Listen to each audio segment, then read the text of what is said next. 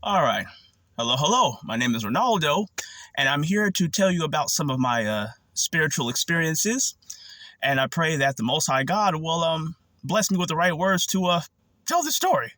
So I want to, with my last couple of videos, because I'm kind of tired, I just want to give it a rest for a little while. But with my last couple of videos, I pretty much want to talk about the Most High. I don't want to talk about the other side.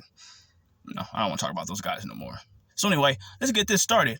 I want to talk about how originally I was pretty much kicked out of my parents' house. It was about, I don't know, three or 4 years ago. I forget. I don't know. I was like 28, 29.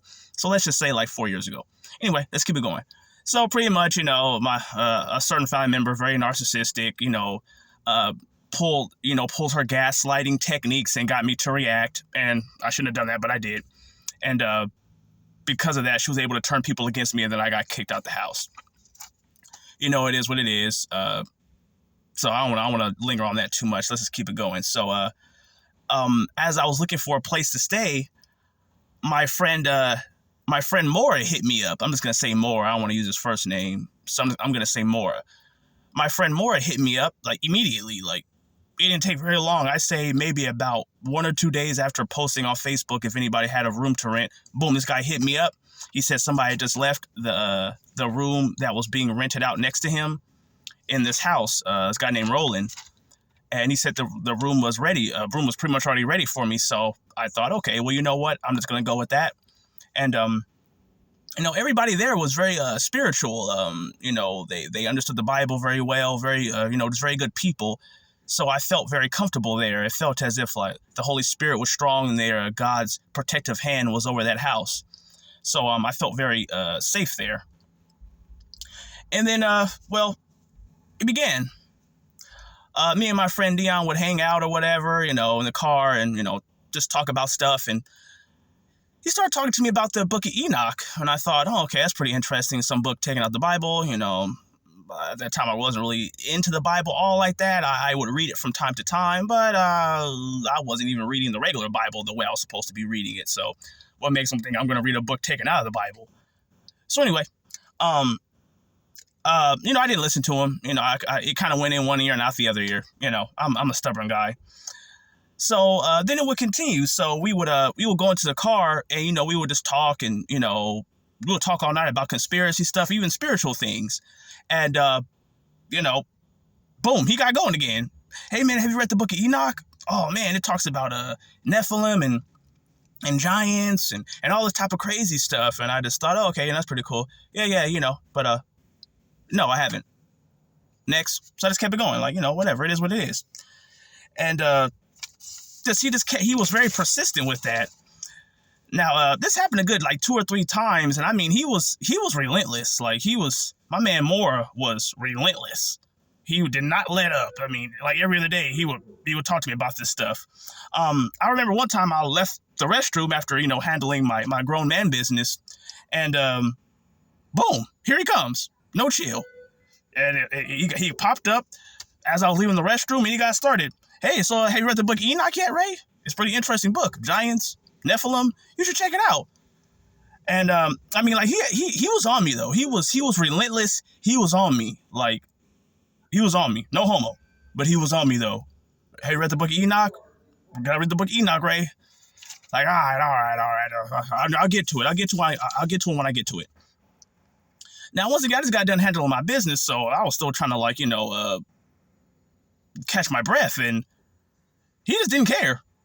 It was as if God sent this guy on a mission to get me to look at that book. I mean, and once again, I'm a stubborn guy. I'm a hard-headed guy. I sometimes just do what I'm going to do, and, that's just that. And it was as if, like, God knew that and told him or something, because as stubborn as I was, he was that persistent. If I was this stubborn, he was this persistent. Like, it was going to happen. I was going to read it. If not, God was going to make things happen to make me read the book. So, that's pretty much that. So one time I left the room and I was doing my thing. Boom. He came out of the shadows. How's it going, Ray? Have you read the book of Enoch yet? Oh, well, Maura. Hey, how's it going? Oh, man, you know what? I haven't gotten to it. I'm playing Assassin's Creed, Egypt. I'm kind of busy, but I'll probably get to it later. As a matter of fact, I don't have money to buy the book right now. And then he told me straight out, oh, don't worry, I have one in the room. I'll lend it to you. No, I'll go ahead and I'll go and get back to you on that one. But thanks anyway. Like, this guy was very, very, very, very, very persistent. I mean, like, it was like almost like a battle. Like, he wouldn't let up. It was incredible looking back on it.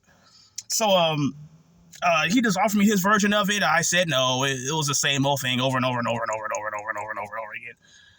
Until I was heading towards homelessness. I moved out towards Lancaster, and it started, once again, people speaking to me as if they knew me. I didn't know who they were, but it's got to a point where it was very blatant. People were speaking to me as if they knew I had no gas, speaking to me as if they knew I was getting ready to be homeless, speaking to me as if they knew my strengths and my weaknesses, picking at me to get under my skin. And I thought, man, what's going on?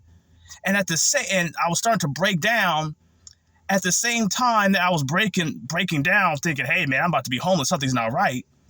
I started running across that targeted individual stuff, and I just thought, okay, like, what is this? Like, a bunch of adults, crybabying about an invisible boogeyman harassing them. Like, okay, all right, this is ridiculous. But I looked into it anyway. And it started talking about, like, the chosen elect and all that stuff.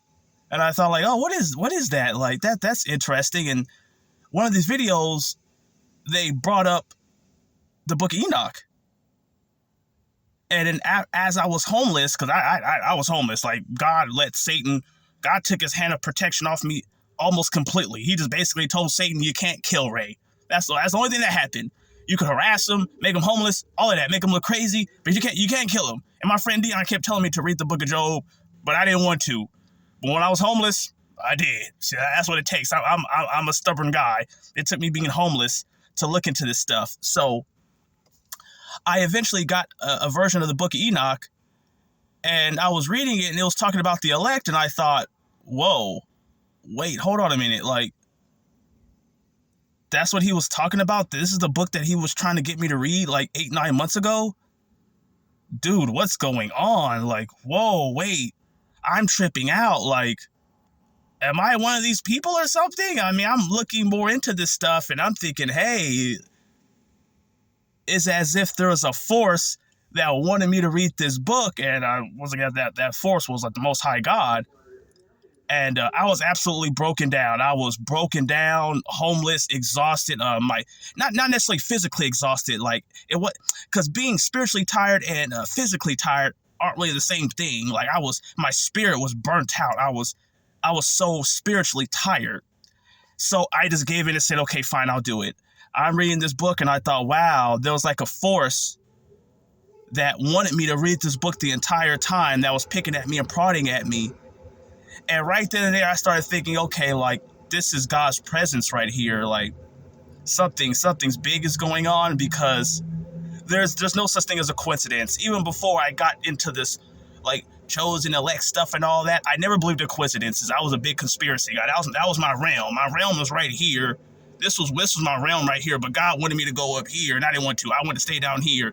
I got my butt kicked so bad by the other side, I went up here because I couldn't take it no more. And that's where God wanted me the entire time. He was trying to bring me up here, but I was trying to stay down here at the conspiracy guy level, and, he wasn't having that. So he just, let the other side mess with me and, drive me to homelessness, and that got me up here. Then I realized God was with me the entire time, tried to tell me. So I guess this is the route that I'm gonna go, whether I want to or not. I guess it's a beautiful route. It was scary, but God is with us. Even when we're struggling and life just sucks, or we think it sucks, God's there. He really, really is. God is with us. Sometimes God will let you get your butt kicked just to try to teach you something. And I get my butt kicked a lot because I'm stubborn. I think stubborn could be a good and bad thing when it comes to taking something in the arm. No, I'm a stubborn person. I don't want to. So if I just can't get a certain job, I guess I just can't get a certain job then. Sometimes I'm just going to say what I'm going to say. If I'm knocked into homelessness, I guess I'm just homeless. I don't want to comply. So you might as well take me to the guillotine. The guillotine. I don't know how to say that word. Or, to the chopping block, if y'all know what I mean. You could chop me real quick because I'm not going to comply. I don't want to. No, no, no. And I told God that, no, I don't want to comply until I was homeless. So God knows us through and through, and God knows me.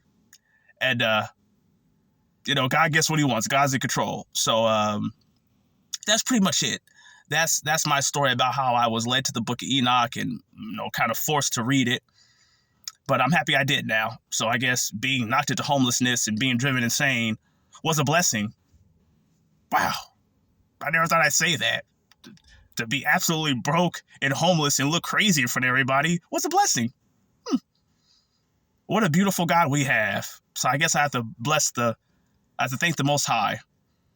So anyway, I got that part out the way. I have a couple more videos to make, and that's probably going to be about it for me. I'm tired. So, thank you for watching, and until next time, may the Most High God bless you. I'll holla.